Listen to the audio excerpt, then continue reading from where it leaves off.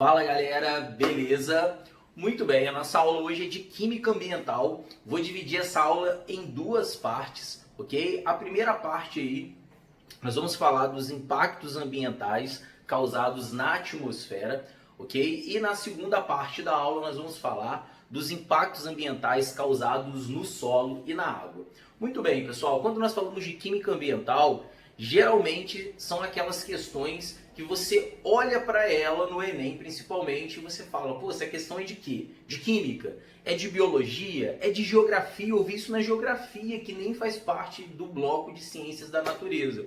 Mas eu consegui responder, de repente, com conhecimento de geografia. Isso é muito comum, porque quando nós falamos de química ambiental, nós estamos falando de sustentabilidade, que é um assunto super atual e vai ser sempre atual. Esse ano nós tivemos aí a mídia, né, falando bastante sobre a emissão de CO2, né, falando sobre queimadas, né, então nós tivemos aí o mundo discutindo e até dando um olhar, infelizmente, negativo para o nosso país. Mas isso não é desse ano, né? As queimadas não aconteceram somente esse ano. Então você vai até falar, pô professor, é um assunto irrelevante falar de queimadas na aula de Química Ambiental, sendo que aconteceu em 2020 e nós temos N coisas acontecendo em 2020.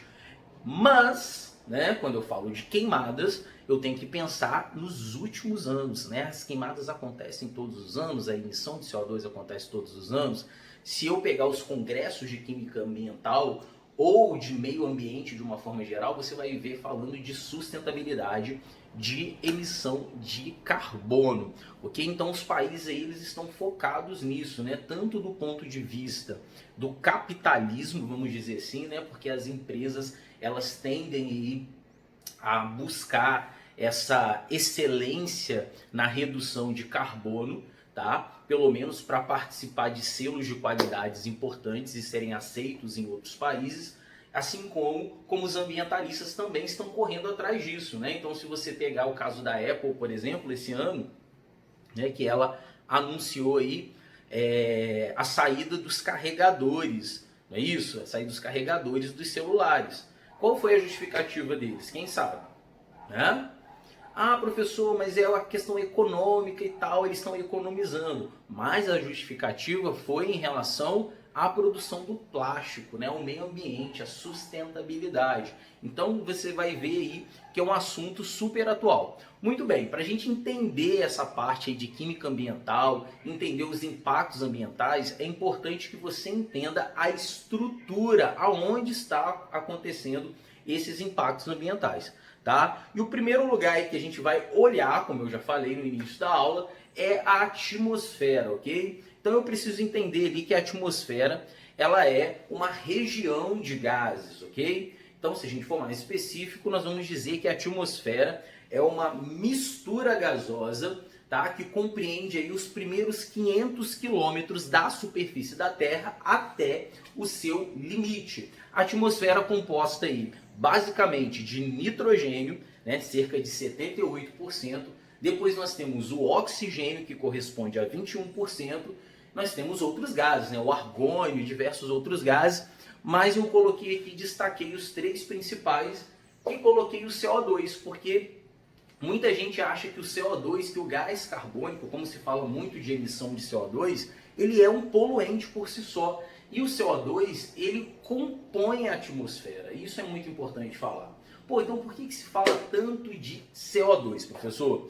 Se fala de CO2 devido ao excesso, ok? Então, a grande concentração de gás carbônico, a grande concentração de CO2 vai gerar impactos ambientais, ok? Então, ele vai aí tirar do equilíbrio aquilo que deveria ser comum, vamos dizer assim, né? Ele vai impactar diretamente o ciclo do oxigênio, por exemplo, e o ciclo do carbono, só para a gente pensar nesses impactos diretos, ok? Muito bem, então nitrogênio é o cara aí com maior concentração na atmosfera, depois nós temos o oxigênio e o CO2. Essa porcentagem também tira aí o mito que de repente, né, aquelas conclusões que você vai chegando por si só, né, que como nós inspiramos o oxigênio, como nós utilizamos o O2, então o oxigênio deve ser o que mais tem na atmosfera. Sabe aquelas conclusões que você chega na hora da prova? Então a gente tem que tomar cuidado com isso, né? Apesar do oxigênio ele ser super utilizado, super importante para nós, ele não corresponde à maior concentração na atmosfera. Beleza, pessoal? Muito bem. Então, entendendo um pouquinho aqui da estrutura da atmosfera, uma estrutura que possivelmente você já viu na aula de geografia, você já viu na aula de biologia, você já viu em outros ciclos, né? É importante que a gente entenda aqui qual é a estrutura para a gente começar a falar aí dos impactos ambientais, tá? Os impactos que nós vamos falar, ele ocorre nas duas primeiras regiões da atmosfera, que no caso é a troposfera, ok? A troposfera é essa região de 10 a 16 quilômetros da superfície, ok? Depois nós temos a região da estratosfera, a segunda região, de 16 a 50 quilômetros. A terceira região, nós temos a região da mesosfera, de 50 a 85 quilômetros. E por último, lá em cima, terminando essa camada da atmosfera, nós temos a termosfera, ok? Que é de 85 a 500 quilômetros, ok? Então são 4 regiões, importante você saber, beleza? Outra coisa importante aqui que eu deixei aqui como macete para vocês é em relação ao aumento da altitude e a temperatura. Qual é a relação, né? Então, na troposfera, quanto maior a altitude, a temperatura diminui. Já na estratosfera, a temperatura vai aumentando. Aqui na mesosfera, ela diminui novamente. E na termosfera, como o próprio nome já lembra, né, de temperatura, de termo, a temperatura vai aumentando, podendo chegar até 1.200 graus Celsius. Então, bem fácil também, né? Não tem nem que decorar. Então, a temperatura diminui, aumenta, diminui e aumenta. Por que que isso acontece? Devido à concentração de gases, ok? Que absorvem os raios ultravioleta. Então, professor, absorver os raios ultravioletas ajuda a aumentar a temperatura? Perfeitamente. Então, nessas regiões onde nós temos ali um aumento de temperatura, é porque tem mais gases que absorvem a radiação ultravioleta. Pessoal, então, importante, os impactos ambientais que nós vamos estudar, que é importantíssimo para a prova de vocês, está acontecendo nessas duas primeiras regiões. Tá? A primeira região, que é a troposfera, que é a região mais próxima à superfície da Terra. Então, quando nós falamos de efeito estufa, né, que é o agravamento do efeito estufa, quando nós falamos de chuva ácida, por exemplo, nós estamos falando dessa primeira região, que é a troposfera, de 10 a 16 quilômetros da superfície, ok? E aí existe um outro impacto ambiental que ele já foi muito discutido. Hoje ele está mais controlado, então se fala também nele, continua falando, porque aquilo que eu falei, sustentabilidade, meio ambiente, vai ser sempre um assunto atual, tá? Que é a destruição da camada de ozônio. Se fala de destruição da camada de ozônio, sim, continua falando de destruição da camada de ozônio, pode aparecer na sua prova. Hoje nós falamos um pouco menos, né, do que há muitos anos atrás. Por exemplo, se nós pegarmos aí a conferência ECO 92, que aconteceu no Rio, né, era o tema principal, ok? Era a destruição da camada de ozônio, porque existia ali buracos na camada de ozônio, existiam regiões ali muito grandes que ainda não tinha certeza se essas regiões iriam conseguir se regenerar, ou seja, esses buracos iriam conseguir fechar, diminuir, tá? E nós vamos falar um pouquinho sobre isso também. Então, na estratosfera é onde está o ozônio, né, segunda camada. Lá está o problema da destruição da camada de ozônio, que também é discutido, tá? Os principais impactos ambientais estão aqui, ó, na troposfera. Beleza? Então, troposfera e estratosfera são as camadas aí mais importantes quando nós falamos de impactos ambientais. Professor, as duas últimas camadas, mesosfera e termosfera, não tem impacto ambiental? Sim, gera impactos ambientais, né? As altas temperaturas ali podem causar a produção de radicais livres e íons que vão desencadear reações, mas não refletem impactos ambientais que aparecem nas provas, ok? Então eles podem ser citados, mas eles não vão ser cobrados como conteúdo. Beleza? Então essa é a primeira parte, conhecendo a atmosfera. E aí nós vamos falar um pouco agora sobre esses impactos ambientais relacionados ao agravamento do efeito estufa, ok? E também falando aí sobre a destruição na camada de ozônio, que aí já acontece na estratosfera, beleza? Então vamos mudar o quadro aqui e eu já volto. Beleza. Muito bem, voltamos aqui, vamos falar agora de impactos ambientais, ok, pessoal? Quando nós falamos de impactos ambientais, tá? Esses impactos ambientais que nós vamos falar aqui é na troposfera, né? Naquela primeira camada ali da nossa atmosfera, ok? Nós temos que lembrar de dois caras importantes aqui quando nós falamos de prova e impactos ambientais, né? Então nós temos o monóxido de carbono e o ozônio troposférico, ok? Bom, o monóxido de carbono, como você sabe aí, ele é produzido principalmente na combustão incompleta de compostos orgânicos, né? Então, aí você vai lembrar aí de termoquímica, né? Quando nós falamos de combustão, reação exotérmica, ok? Que é uma reação rápida, e dá para lembrar de cinética química também.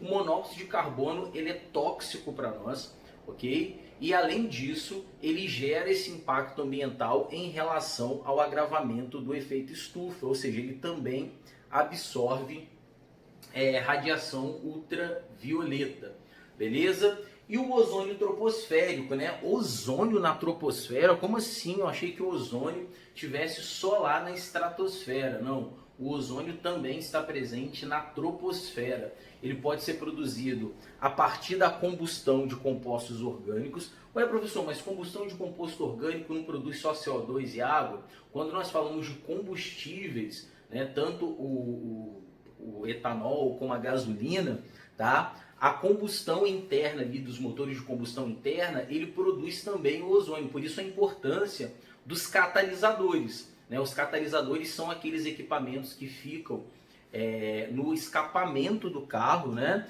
No cano de descarga do carro, ok? E eles são responsáveis ali por converter gases que são nocivos à nossa saúde em gases menos poluentes, vamos dizer assim. Então, o ozônio que é gerado nesses motores de combustão interna, tá? Nos veículos, eles passam pelos catalisadores e os catalisadores convertem o ozônio em oxigênio, ok? Em O2. Beleza? Isso acontece também com outros gases, tá? Então, assim, por exemplo, o monóxido de carbono, que é produzido na combustão incompleta dos motores de automóveis, eles também passam pelos catalisadores e os catalisadores convertem parte desse monóxido de carbono em CO2.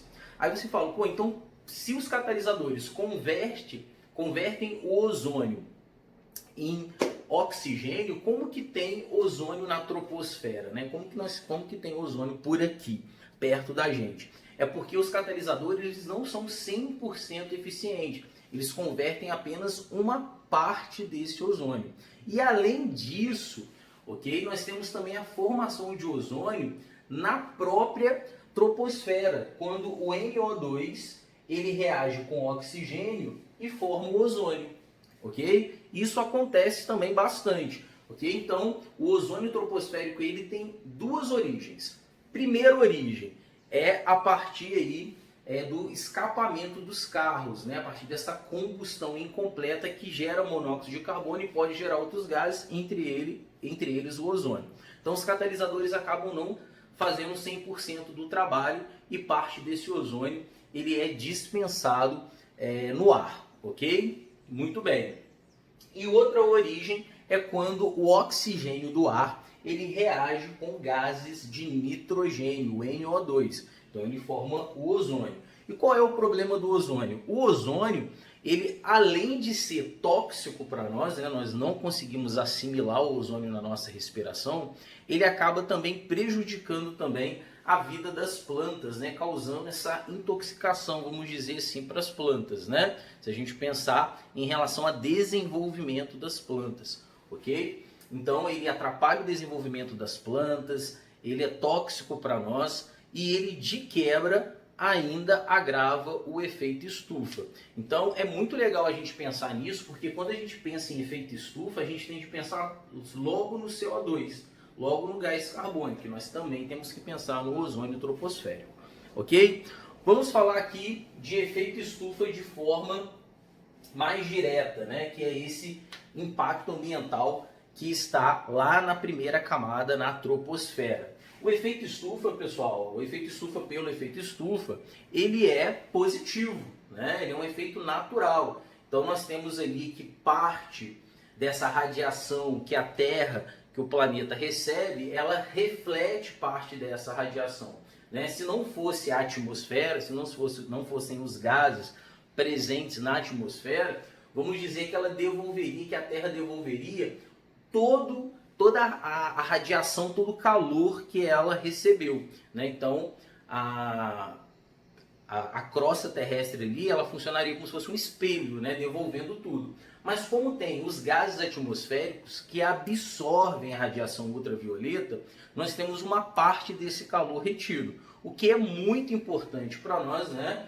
E aí vocês já ouviram falar isso na biologia, várias vezes, na geografia também, algumas vezes, ok? Que é o que possibilita a vida na Terra, né? Então, essa temperatura que nós temos aqui, né, na superfície da Terra, faz com que seja possível a vida, ok? Até porque você tem ali a presença de água líquida, né? Então, isso torna possível a vida. Beleza, então o efeito estufa natural, ele é positivo.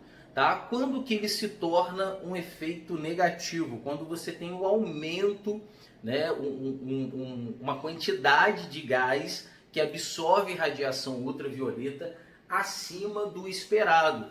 E aí entra o problema do CO2, né? Como nós conversamos na primeira parte do vídeo, o CO2 ele é uma composição natural da atmosfera, mas ele tem ali 0,035% da composição natural.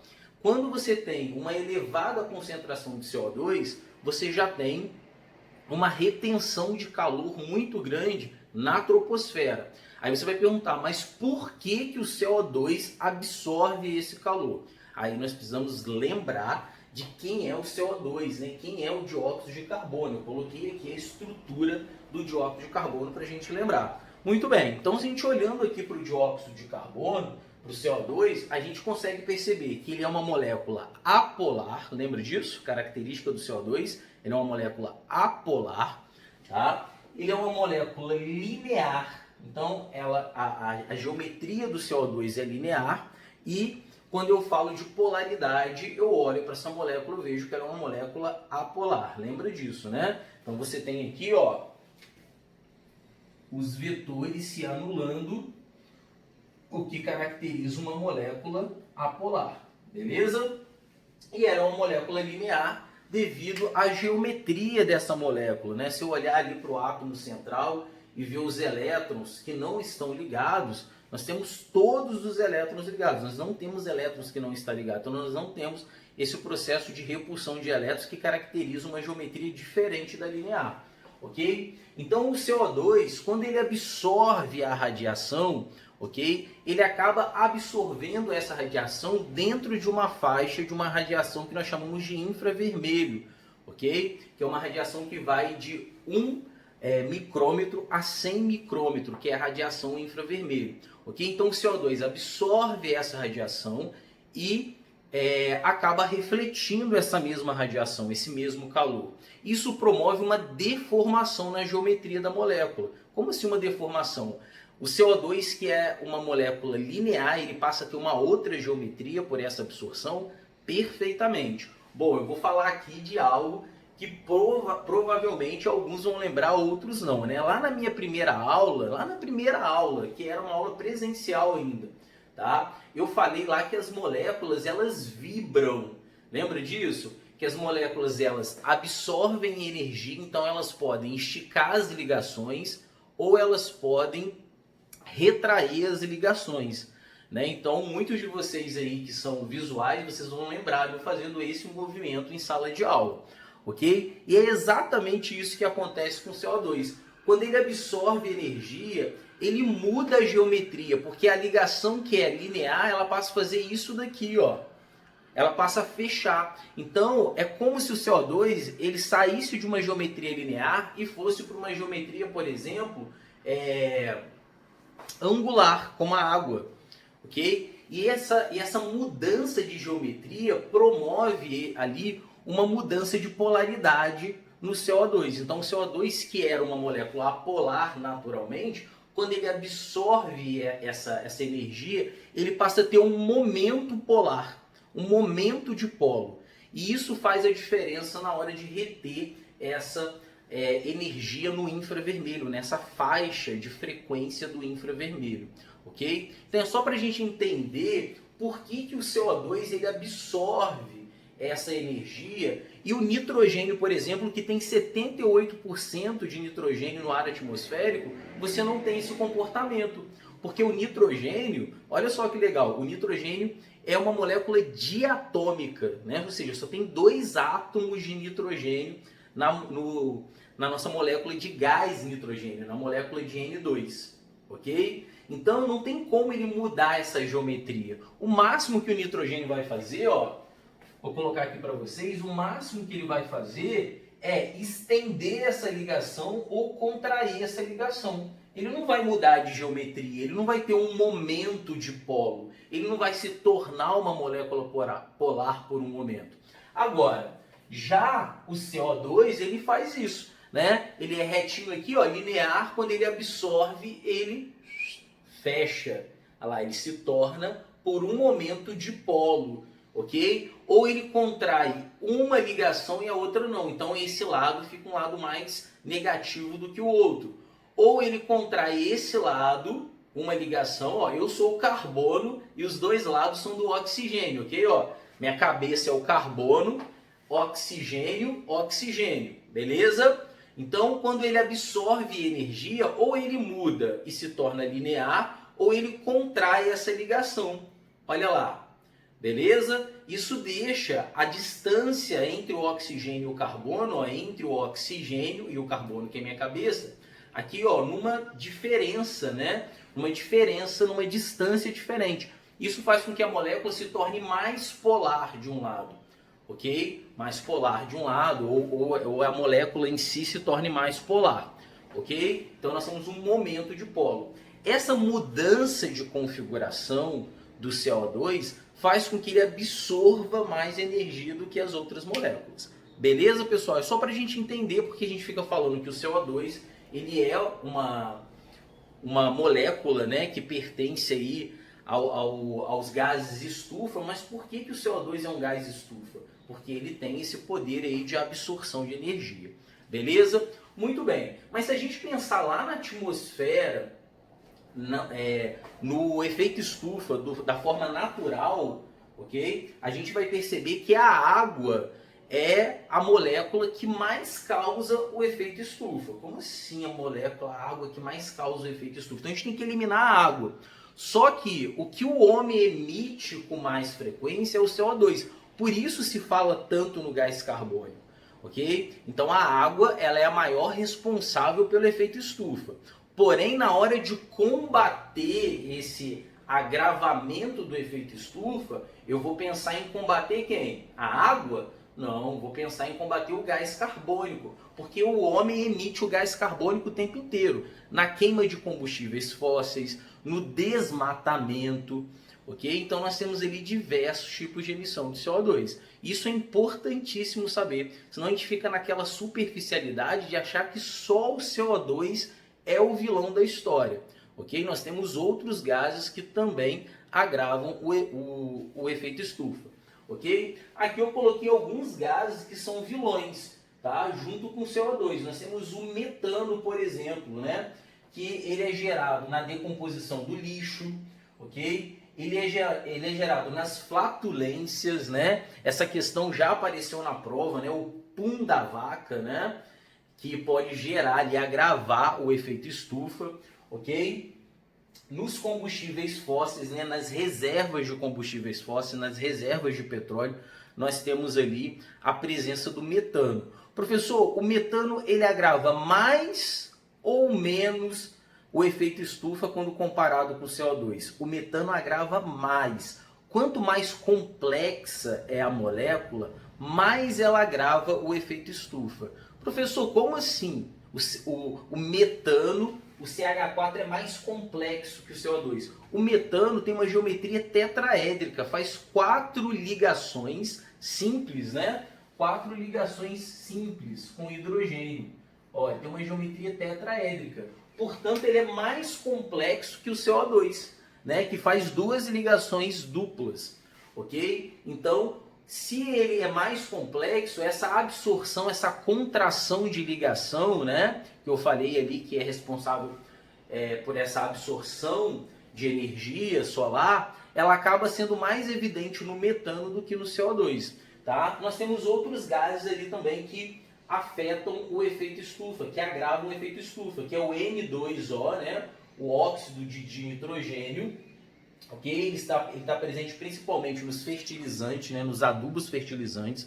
Os adubos fertilizantes têm uma quantidade grande de nitrogênio, ok? E também na combustão de combustíveis fósseis, ok? Na queima de combustíveis fósseis. E o CFC, que é utilizado como gás propelente. Hoje em dia o CFC ele é utilizado menos, ok? Mas ele ainda é utilizado como gás propelente. O que é um gás propelente? É um gás que impulsiona, ele era muito utilizado nas embalagens de desodorante, aerosóis de uma forma geral. Hoje o CFC está sendo substituído por outros gases. Ele foi eliminado totalmente? Não, mas ele está sendo substituído por outros gases. Tá? Professor, mas eu lembro que eu li uma questão que o CFC ele destrói a camada de ozônio. Também, nós vamos falar sobre isso. Mas ele também agrava o efeito estufa, também gera ali esse tipo de impacto ambiental. Tá? O CFC também ele é utilizado nos motores de refrigeração, de geladeiras e freezer. Tá? Então ele ainda é utilizado, mas utilizado numa quantidade mais controlada, porque ele causou muitos danos aí no passado, tá? Quando nós falamos, por exemplo, de destruição na camada de ozônio, né? Então ele causou danos maiores. Beleza, pessoal? Então, efeito estufa, eu tenho que pensar que o efeito estufa ele é bom, ele é natural, ele é causado principalmente pela água, pelo vapor de água, beleza? Quando eu falo de efeito estufa, me vem na mente, primeiramente, o gás carbônico. Tá errado? Não tá errado. Porque quando eu penso em diminuir esse efeito, tá? Em diminuir o agravamento do efeito estufa, eu tenho que pensar sim na emissão de carbono, na emissão de CO2, que é o cara que a gente mais joga aí para o ar atmosférico. Então, como que a gente faz isso? Queimando menos combustíveis fósseis, ok? Diminuindo as queimadas, por exemplo. Okay? Então a gente acaba tendo essas ações para diminuir o efeito estufa. Professor, beleza, mas qual é o problema de ter efeito estufa? Qual é o problema do aquecimento?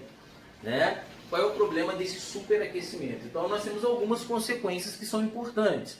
Tá? Primeira delas, derretimento das geleiras, né? Uma vez que você tem o derretimento das geleiras, você tem inundações, então você tem diminuição de território. Isso é um problema, ok? Nós temos variações climáticas. Então, se você tem uma quantidade, uma temperatura maior, você tem mais vapor de água, você vai mexer ali com as correntes marítimas. Então, você vai ter a formação de mais tempestades, de mais furacões, né? Pode acontecer maremotos. Então nós temos ali diversos efeitos que podem ser causados, que são, no caso, as variações climáticas. Né? Dias muito quentes, outros dias muito frios, né? Essas variações que a gente já vê acontecendo aí. Tá? Então esses são os principais problemas causados pelo efeito estufa. Tá? Então são as variações climáticas e com isso as catástrofes, ok? Se nós pensarmos aí nos principais fenômenos ambientais, né, que são caracterizados como catástrofes, a perca de território, nós temos também a diminuição do gás carbônico dissolvido, né, no aumento da temperatura. O gás na água ele é favorecido pela diminuição de temperatura. Então, se nós temos rios e mares mais quentes, nós temos menos CO2 dissolvido, menos oxigênio dissolvido. Bom, menos oxigênio dissolvido significa menos vida, né? Menos biodiversidade. Menos CO2 dissolvido na água significa menos formação de conchas, por exemplo, de calcário, que é importante aí para a construção de alguns seres vivos. Né? Alguns seres vivos eles dependem aí dessa concha, né? Dessa estrutura de calcário. Então são diversos problemas aí que o aquecimento, né? que o agravamento do efeito estufa pode gerar. Beleza, pessoal? Então isso é importantíssimo, né? A gente saber contextualizar esses impactos ambientais. O próximo impacto ambiental que eu vou falar aí é a destruição na camada de ozônio. Ele já não acontece na troposfera, mas acontece na estratosfera, que é a segunda região da atmosfera. Beleza, pessoal? Então vou mudar o quadro aqui e já retorno. Beleza? Muito bem, pessoal. Segundo impacto ambiental aí que ocorre na estratosfera é em relação à destruição na camada de ozônio. Então, provavelmente você já ouviu falar na aula de geografia, principalmente, falando sobre a destruição da camada de ozônio e a importância do ozônio na estratosfera. Né? O ozônio na estratosfera ele funciona como se fosse um filtro de raios ultravioletas. Então, se não fosse o ozônio, nós teríamos ali uma grande intensidade, raios chegando aqui na superfície da Terra, né? Raios de alta intensidade que poderiam causar graves danos aí para nós, né? E também para a vida na Terra, né? Se não fosse a camada de ozônio ali funcionando como esse filtro protetor, né? Em relação aos raios UV, né? Seria impossível o desenvolvimento da vida na Terra. Tá? Só um ponto aqui, talvez vocês estejam sentindo uma diferença na imagem em relação às demais, né? Eu desliguei a luz aqui porque começou a escurecer, então vai ficar com reflexo no quadro, vocês não conseguiriam ver, tá bom? Então a imagem vai estar um pouco mais escura, um pouco mais amarelada, só para você poder entender. Beleza, então eu coloquei aqui uma sequência de reações, tá? Que mostra como que o ozônio ele filtra. Professor, eu preciso saber essa sequência de reações? Não, definitivamente não. Mas a gente precisa prestar atenção e conhecer o porquê que esse ozônio filtra os raios UV. Né? Não podemos esquecer que o ozônio ele absorve, ele tem um poder de absorção muito grande em relação aos raios ultravioleta. Ok? Então nós temos aqui ó, o oxigênio, você vai falar assim, mas o oxigênio na estratosfera, o oxigênio também está presente na estratosfera, não só o ozônio. Então tudo começa ali com o oxigênio. O oxigênio que absorve esse raio ultravioleta, ok? Então nós temos ali, nós temos essa sequência de reações na apostila de vocês, tá? O oxigênio absorve esse raio ultravioleta e forma um radical, um átomo de oxigênio.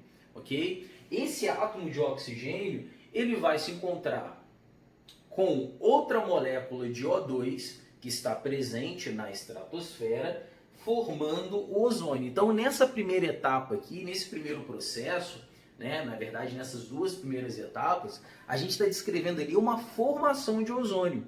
Ok? Então, nós temos o oxigênio molecular, o oxigênio que nós respiramos, que sofre uma decomposição, uma quebra, porque absorve essa radiação ultravioleta, ok? Então, existe ali uma quebra, formando o oxigênio, beleza? Esse oxigênio, ele reage com O2, formando o O3.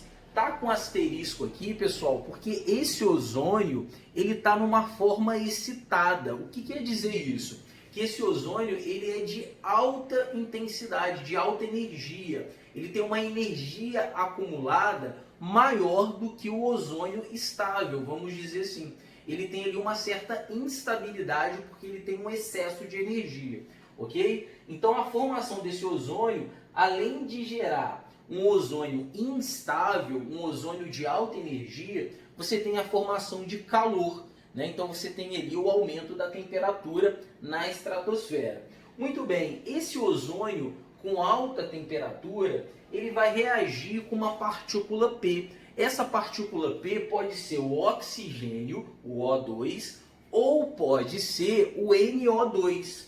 Tá? Então ele pode encontrar aí com esses dois caras sendo a partícula P. Ele vai gerar um ozônio estável, ok? Um ozônio que não está nessa forma mais excitada, que não tem acúmulo de energia.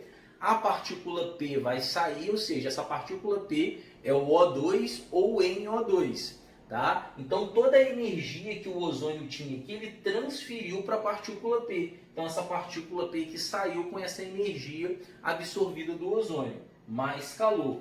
O ozônio estável que foi formado, aí sim ele absorveu a energia ultravioleta, formou oxigênio, gás oxigênio, e formou um átomo de oxigênio, ou seja, ele foi quebrado a partir da absorção dos raios ultravioleta. Esse oxigênio que foi formado, né, somente o átomo de oxigênio, se encontrou com outro oxigênio que foi formado pelo mesmo processo, formando O2 e calor, e o processo se reinicia. Professor, esse monte de etapa, esse monte de reação, é como se fosse uma lei de Hess, que tem várias etapas. Eu consigo somar essas etapas e dar a equação global? Sim, isso tem na sua apostila, ok? Então isso aqui é uma lei de Hess, ok? São várias etapas aqui que vai originar novamente no oxigênio, ó, no gás oxigênio lá na estratosfera, ok? Esse oxigênio vai voltar aqui, ó, vai absorver radiação ultravioleta, vai formar oxigênio, somente o átomo de oxigênio. O oxigênio vai reagir com O2 e formar o O3 excitado. E esse ciclo é um ciclo contínuo, ok? Então, isso é importante saber, que o ozônio ele absorve a radiação ultravioleta, mas que o gás oxigênio, o O2, ele participa desse processo, tá? Muito bem. Destruição da camada de ozônio. Tá? A destruição da camada de ozônio, ela é catalisada pelo NO2, ok? Então eu deixei aqui as duas etapas da reação para a gente estar fazendo junto, ok? Ó, lembra que catalisador, tá, é aquele cara que não participa diretamente da reação. Lembra que o catalisador é o cara que acelera a reação, diminuindo a energia de ativação, se é o processo de cinética química. Mas a característica, eu reconheço um catalisador porque ele não é consumido durante o processo reacional, ok? Ele está presente nas etapas, mas quando eu escrevo a equação global, ele não aparece. Vamos ver aqui, ó. O NO, ele é produzido na primeira etapa, mas é consumido na segunda. Então eu corto, beleza? A mesma coisa acontece com o oxigênio. O oxigênio ele é consumido, 1 mol dele na primeira etapa e é formado na segunda etapa. Então, eu corto e corto aqui também. E a mesma coisa acontece com o NO2. Ele é consumido na primeira etapa e ele é formado na segunda etapa. Então, eu corto e corto. Então, o que nós temos aqui? Nós temos o O3 formando o O2. Beleza? O O3 formando o O2. Beleza? Muito bem. Esse oxigênio aqui, ó, deixa eu só consertar aqui, ele é um átomo de oxigênio, né? Então vai sobrar aqui o O3, que é o reagente, ok? O átomo de oxigênio, que não foi cortado, ok? Então eu não posso cortar esse oxigênio aqui, né? Tem que somar. E o que sobrou para mim ali, deixa eu só conferir aqui, ok, certinho. O que sobrou aqui foi o O3 mais o oxigênio, formando 2O2, né? Ó, do produto aqui, ó, 2O2. Beleza? Então, o que nós cortamos aqui? Nós cortamos o NO no processo, então ele é o catalisador, ele foi formado na primeira etapa, mas foi consumido na segunda. Nós também cortamos o NO2, ele foi formado na segunda etapa, mas consumido na primeira na mesma quantidade. Então, o NO e o NO2, eles são catalisadores dessa reação, ok? Eles não aparecem na reação global. O que nós temos aqui na reação global? Que o ozônio, ele reagiu com o oxigênio, ok? Atômico aqui, ó, monoatômico, ok? Formando 2 mols de O2, né? Ou se a gente não olhar como mol, olhar como moléculas, posso dizer 2 moléculas de O2, né? Uma molécula de O3 reagiu com um átomo de oxigênio, formando 2 moléculas de O2, ok? O NO e o NO2, eles não participaram ativamente dessa reação, ok? Eles são catalisadores. Beleza? Então a destruição da camada de ozônio, ela se dá pelo NO2 e o NO. Aí você pode até se perguntar, mas professor, da onde que vem esse NO2 e esse NO presente lá na estratosfera, né? Nessa segunda camada? O NO e o NO2, esses dois caras aqui, ó, eles são formados na estratosfera a partir do gás nitrogênio, do N2, ok? E do gás oxigênio. Então as descargas elétricas que ocorrem nessa segunda camada acabam formando essas duas moléculas, esses dois gases de nitrogênio, ok? E eles catalisam essa reação.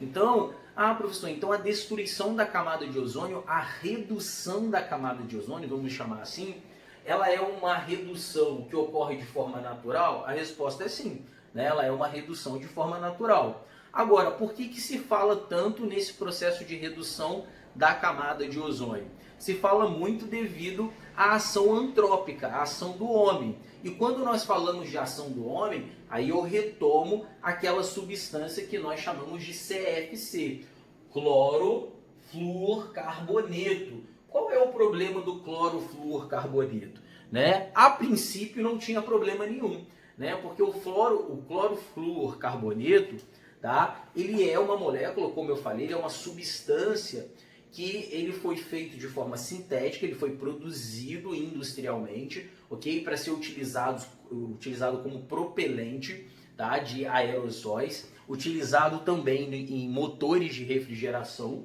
ok? E por que ele foi escolhido? Porque ele não é tóxico, ok? Ele não tem cheiro, ele não causava aparentemente nenhum dano, nenhum impacto ambiental. Então falaram, pô, beleza, essa substância aqui é a substância perfeita. Só que ao longo dos anos, imagina quantos refrigeradores existem no mundo, quantos aerosóis são utilizados no mundo. Ao longo dos anos, por ele ser uma substância tão estável, ele não sofria nenhuma decomposição na troposfera, então ele subia até a estratosfera. Olha só, o CFC, que era utilizado por nós, né, que foi ali utilizado industrialmente, ele era tão estável que ele subia até a estratosfera. Então ele chegava lá intacto, próximo à camada de ozônio. O grande problema é que essa molécula, o CFC, ele sofria uma clivagem. Okay? Ele sofreu uma quebra, porque lá na estratosfera, toda essa energia UV, né, toda essa onda eletromagnética, tá, ela era absorvida também pelo CFC, não só pelo ozônio. Então o CFC ele sofreu uma clivagem, uma quebra. Então olha só o que acontecia ali com o CFC, que é o clorofluorcarboneto, uma molécula orgânica que tinha cloro, que possui cloro. Então, quando esse CFC era quebrado, nós tínhamos ali a produção de cloro, ok? Do átomo de cloro. Esse átomo de cloro reagia com o ozônio presente na estratosfera, formando o óxido de cloro e o O2. O óxido de cloro, por sua vez, que é um radical, né, ele reagia mais uma vez com o ozônio da estratosfera, formando novamente o cloro, olha lá, novamente o cloro e o O2. Ou seja, o ozônio que existe na estratosfera, ele era quebrado, ele era clivado em oxigênio, em O2. Pô, professor, mas que bom, quanto mais oxigênio, melhor. Só que lá na estratosfera, o importante é ter ozônio. Porque como que ele vai funcionar como um filtro para o nosso planeta? Aqui é importante ter oxigênio, não ozônio, porque o ozônio aqui na troposfera é ruim. Mas lá na estratosfera é importante que tenha ozônio e não oxigênio. E aí o que o CFC faz com o ozônio é exatamente transformar ele em oxigênio. Vamos fazer a equação global para você poder entender isso. Ó, vou cortar aqui o cloro, né? Porque ele está no reagente e no produto. Vou cortar o óxido de cloro aqui, ó, que é esse radical, ok? Então sobra para mim o quê? 2O3 se transformando em 2O2, ok? Beleza ali? Essa reação, ela está presente na apostila de vocês, né? Que são 2 oxigênios. Sabia que tinha uma coisa estranha aqui, senão o balanceamento não dá certo, né, pessoal?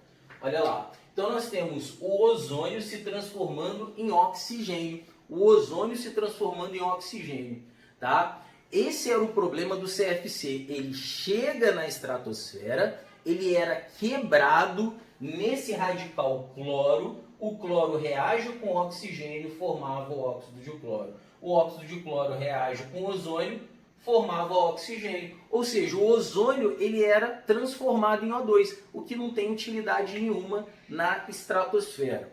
Possivelmente você já ouviu falar, né? Você, em todos os livros de geografia, geralmente existe uma foto do buraco da camada de ozônio, né? E aí eles fazem ali uma evolução dos últimos 20 anos, dos últimos 15 anos, de como esse buraco na camada de ozônio ele vem fechando, ok? Existem fotos que mostram ali como esse buraco na camada de ozônio ele vem fechando ao longo dos anos, ok? Mas existe um buraco na camada de ozônio que ele não fecha, né? Vamos dizer assim. Vamos dizer que a camada de ozônio ela se regenerou como um todo no período desses 20 anos. Mas existe um buraco na camada de ozônio que ele acontece todo ano, que é o buraco na camada de ozônio nos polos, principalmente no polo antártico, ok? Então, no inverno do polo antártico, ocorre um processo ali de massas de ar que faz com que o polo, o polo antártico, ele se desenvolva como se fosse ali um vórtice, né? Como se fosse um pequeno furacão, vamos pensar assim, ok? Então, os gases que estão presentes naquela região próxima à Antártica, eles começam a se concentrar nesse vórtice, ok? E no inverno, você tem que a água, ela cristaliza e ela prende esses gases que correspondem ao CFC. Como eu falei, o CFC ele não é totalmente não utilizado. Essa utilização industrial do CFC ela foi diminuída muito, mas ele continua sendo utilizado em pequenas quantidades, né, em alguns casos, ok? E esses gases que acabam provocando essa destruição na camada de ozônio, eles acabam se concentrando no inverno antártico, nesse vórtice. Como é inverno, nós temos o processo ali de cristalização da água, e esses cristais de água eles acabam aprisionando esses gases. Quando chega na primavera antártica, onde a temperatura é elevada, esses gases são liberados, porque a água vai derreter, né? Esses cristais eles vão se desfazer e esses gases eles são liberados. Como existe uma grande concentração desses gases, eles acabam por destruir com grande intensidade essa camada de ozônio na estratosfera. Então, lembra que isso acontece na troposfera, parte desse vórtice acontece na troposfera, mas na primavera antártica nós temos esses gases que estavam aprisionados em cristais de água sendo liberados em grandes concentrações. Então nós temos ali quase que um buraco na camada de ozônio permanente devido a esse fenômeno, que é esse vórtice que é causado no inverno antártico.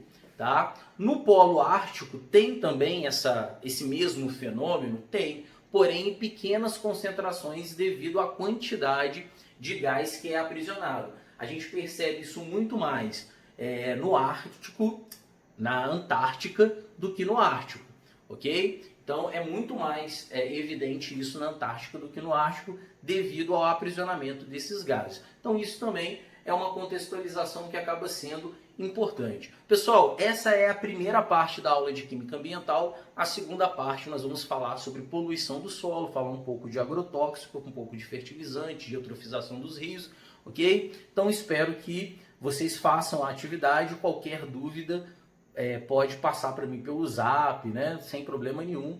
Meu WhatsApp ainda está aberto, né? Está sempre aberto aí para vocês poderem tirar as dúvidas. Beleza, pessoal? Abraço, muito obrigado e façam as atividades. Fui!